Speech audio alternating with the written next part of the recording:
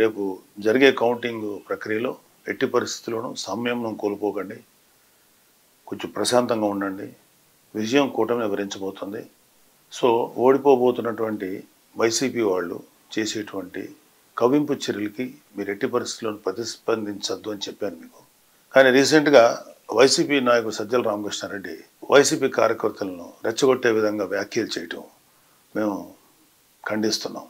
Party ఏదైనా కార్యకర్తల క్షేమం కోరాలి కానీ వారిని విద్వేషాలకి విధ్వంసాలకు పాల్పడే విధంగా రెచ్చగొట్టకూడదు.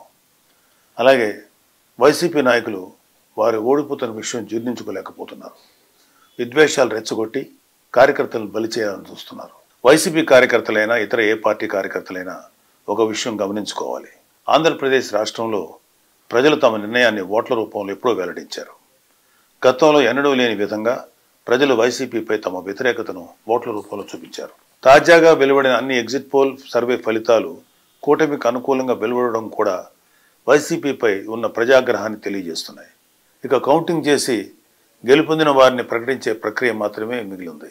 కౌంటింగ్ రోజు ఏజెంట్లుగా హాజరయ్యే కార్యకర్తలు తమ పార్టీ అభ్యర్థికి ఎన్ని ఓట్లు పోలయ్యాయో ఓట్ల లెక్కింపు ప్రక్రియకు అనుగుణంగా ఎప్పటికప్పుడు నమోదు చేసుకుంటూ అంతిమంగా గెలుపు ఓటములు నిర్ధారించుకోవాలి. ఒకవేళ ఏవైనా సందేహాలు అనుమానాలు ఉంటే అక్కడే ఉన్న సంబంధిత ఆర్ఓకు ఫిర్యాదు చేయవచ్చు. ఘర్షణలకు దిగడం వల్ల కార్యకర్తలు వారి కుటుంబాలు ఇబ్బందులు పడతాయి తప్ప మిమ్మల్ని రెచ్చగొట్టేవారెవరూ మీకోసం రారు అనే వాస్తవాన్ని గుర్తించాలి. జూన్ 4న జరగనున్న కౌంటింగ్ ప్రక్రియకు ప్రజాస్వామ్య పద్ధతిలో ఎన్నికల కమిషన్ అధికారులు జారీ చేసిన నిబంధనలకు అనుగుణంగా నడుచుకోవాలని అన్ని పార్టీల కార్యకర్తలను మరొకసారి కోరుతున్నాను. వైసీపీ కార్యకర్తలు చెప్పేది ఏంటంటే దయచేసి మీరు మీ నాయకులు మిమ్మల్ని రెచ్చగొడితే దయచేసి రెచ్చిపోకండి. మీరు వైసీపీ కార్యకర్తలు, జనసేన కార్యకర్తలు, టీడీపీ కార్యకర్తలు, బీజేపీ కార్యకర్తలు ఎవరైనా ఓకే.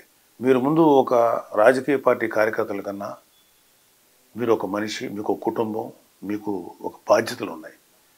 ఫస్ట్ ఇలాంటి వాటిలో మీరు సమయంతో బిహేవ్ చేస్తే బాగుంటుంది తప్ప మీరు ఏ తప్పు చేసినా సరే పోలీస్ కేసులు కానీ ఇతరత్ర సమస్యలు మేము చుట్టుపట్టే అవకాశం ఉంది. దయచేసి వాటికి మీరెవరూ కూడా లొంగద్దు. న్యాయబద్ధంగా, చట్టబద్ధంగా, ప్రజాస్వామ్యయుతంగా ఈ ఓట్ల లెక్కింపుని ప్రక్రియని మనం సంపూర్ణంగా నెరవేర్చుకుందాం. దయచేసి ఎవరూ కూడా ఆవేశాలకు లోనవద్దు. ప్రజాస్వామ్య స్పిరిట్ని మనం అందరం గౌరవిద్దాం. అలాగే ఎవరైనా సరే ఇంకొక ఇతర పార్టీ నాయకులు కానీ ఇతర పార్టీ కార్యకర్తలు కానీ రెచ్చగొట్టినా సరే దయచేసి ఎవరు రెచ్చిపోకండి. ఎవరు విన్ అవుతున్నారో ఎవరు లూజ్ అవుతున్నారు అనేది ఆల్రెడీ నిక్షిప్తమైంది. కొన్ని జస్ట్ అనౌన్స్ చేసి బయట పెట్టడమే తరువాయి. సో మీరు ఇప్పుడు ఏ కార్యకర్త అయినా ఏమీ చేసేది లేదు. జస్ట్ హుందాగా ఏదైతే ఫలితాలు వస్తాయో వాటిని స్వీకరిద్దాం. Thank you. జై జనసేన, జై హింద్.